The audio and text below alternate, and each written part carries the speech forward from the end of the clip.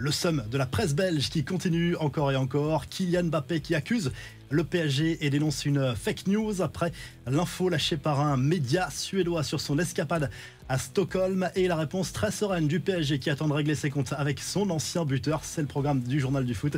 Abonne-toi, ça commence maintenant.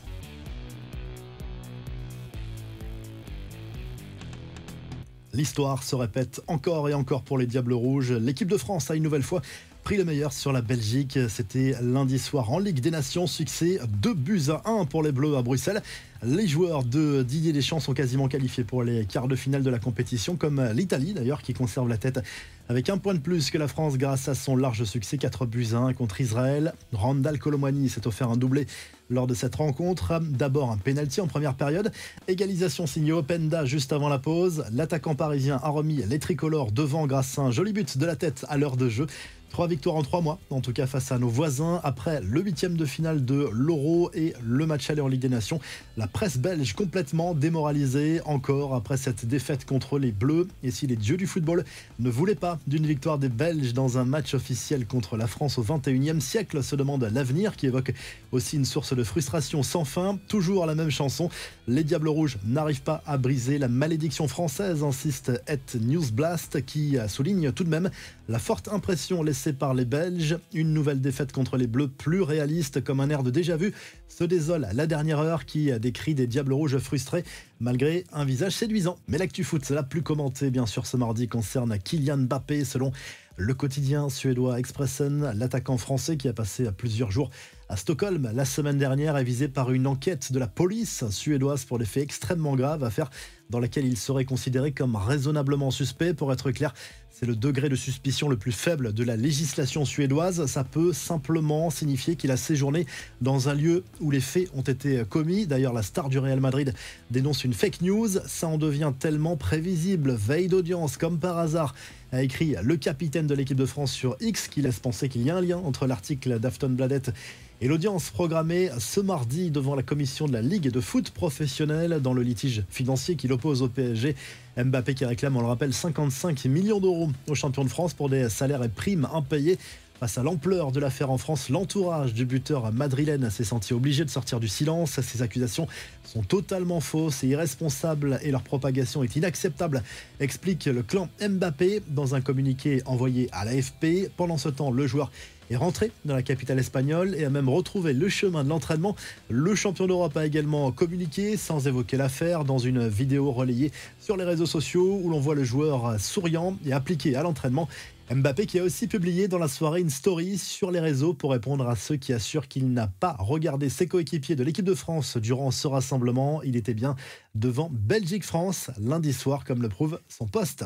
Du côté du PSG, indirectement mis en cause par le joueur dans son tweet, on gère l'affaire avec sérénité, même si on imagine bien que Nasser El Khelaifi n'a pas du tout apprécié ce sous-entendu en coulisses. Le PSG préfère l'ignorer et garder sa classe et sa dignité, confie une source proche du club à l'équipe et RMC Sport. Très clairement, le torchon brûle entre les deux parties. La situation vire même à la parano. On verra quelle sera l'issue de cette affaire, mais cela ne va pas améliorer l'image du capitaine de l'équipe de France, déjà fortement dégradée.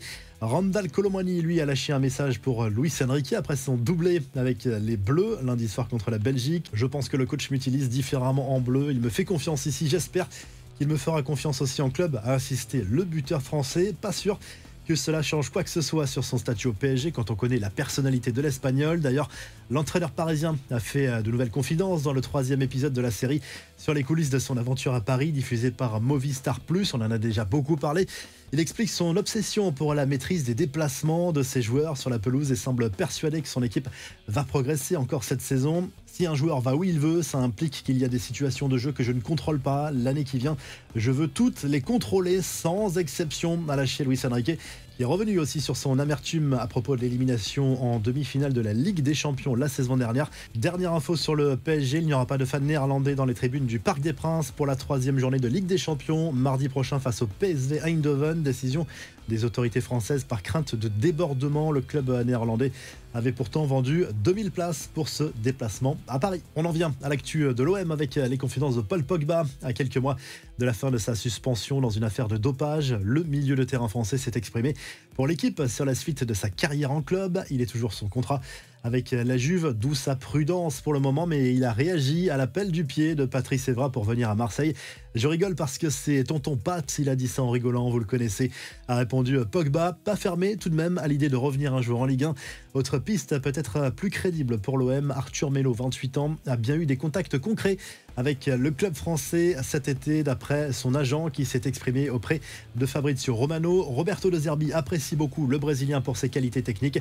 Depuis son retour de prêt cet été, il est mis au placard par la Juve. On devrait entendre reparler de cette rumeur cet hiver. Au Barça, le rêve se nomme toujours Erling Haaland. Johan Laporta veut offrir l'attaquant norvégien au Blaugrana pour retrouver les sommets à tout prix, malgré les difficultés financières actuelles du club catalan. En tout cas, il en a fait sa priorité d'ici la fin de son mandat actuel. Plusieurs rencontres ont même déjà eu lieu entre les représentants du joueur et la direction sportive catalane. Et selon Sport, le FC Barcelone aurait mis en place une stratégie pour s'attacher les services du buteur de Manchester City en 2025 ou en 2026. Les autres infos à retenir dans ce journal du foot, selon ESPN Brésil, Neymar serait finalement sur le point de faire son grand retour sur le terrain sous le maillot d'Al Hilal en Arabie Saoudite. Cela fait maintenant 1 an que le Brésilien est éloigné des terrains après sa grave blessure au genou gauche. L'attaquant de 32 ans pourrait rejouer dans quelques jours en Ligue des Champions asiatiques avant de retrouver éventuellement la Seleção au mois de novembre. Pep Guardiola, lui, fait la une de plusieurs quotidiens britanniques ce mardi. Le coach de Manchester City aurait été contacté pour devenir le prochain sélectionneur de l'Angleterre. Ça aurait de la gueule.